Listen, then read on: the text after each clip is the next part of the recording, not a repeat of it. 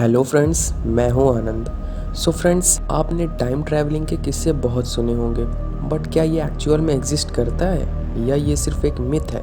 तो इसे जानने के लिए वीडियो के अंत तक बने रहें। तो आइए शुरू करते हैं। सो फ्रेंड्स, हम सब टाइम ट्रैवल करते हैं। एग्जाम्पल के लिए हम बर्थडेज पर 1 साल का टाइम ट्रैवल करते हैं एंड हम सभी टाइम में सेम स्पीड से ट्रैवल करते हैं, यानी 1 सेकेंड पर सेकेंड।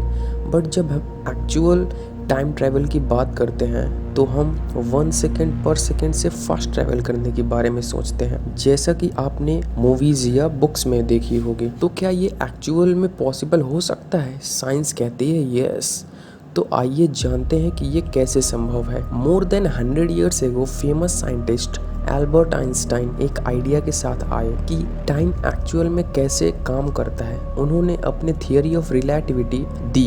ये थियरी ऑफ रिलेटिविटी कहती है कि टाइम एंड स्पेस एक दूसरे से कनेक्टेड है। आइंस्टाइन ने ये भी कहा कि अपने यूनिवर्स की एक स्पीड लिमिट है, कोई भी चीज स्पीड ऑफ लाइट से फास्ट नहीं ट्रेवल कर सकती। तो इस थियरी का टाइम ट्रेवल से क्या रिलेशन है, आप यही सोच रहे होंगे ना। तो एक्चुअल इस थियरी के अकॉर्डिंग आप जितना फास्ट ट्रेवल करेंगे उतना ही स्लो टाइम को फील करेंगे। फॉर एग्जाम्पल, अगर आप एक रॉकेट से स्पेस में ट्रेवल करते हैं जिसकी स्पीड लाइट की स्पीड के इक्वल हो, तो कुछ टाइम बाद जब आप अर्थ में आएंगे तो आप ये पाएंगे कि आपके एज के ही पर्सन्स आपसे कई साल बूढ़े हो चुके होंगे।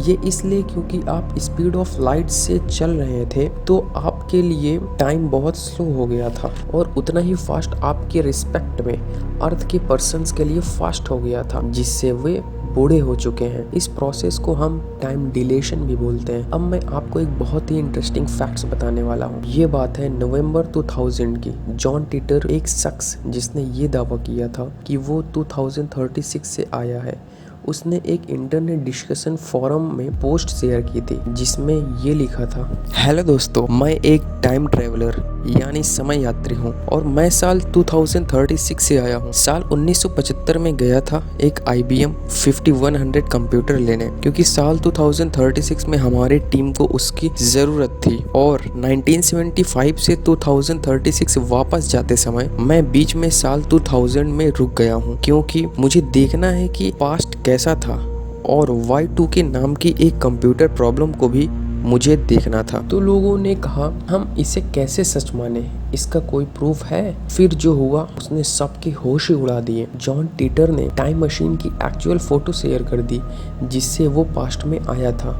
लोगों ने कहा, अगर ये फ्यूचर से आया है तो इसे ये भी पता होगा कि आगे क्या होने वाला है। तो फिर जॉन टिटर ने फ्यूचर में होने वाले कुछ घटनाओं को बताया, जैसे पेरू में हिस्टोरिकल अर्थक्वेक आने के बारे में, कोलंबिया स्पेसक्राफ्ट क्रैश के बारे में और ऐसे ही कुछ और घटनाओं के बारे में। शॉकिंग बात ये रही कि ये सारी घटनाएं फ्यूचर में जाकर सच साबित हुई। उसके बाद मार्च 2001 में जॉन टिटर की लास्ट पोस्ट दिखाई दी, जिसके बाद वो कहाँ चला गया किसी को नहीं पता। सो फ्रेंड्स, साइंस ने फिलहाल तक तो किसी टाइम मशीन की डिस्कवरी नहीं की, बट फ्यूचर में टाइम मशीन एग्जिस्ट करेगी या नहीं ये तो किसी को नहीं पता।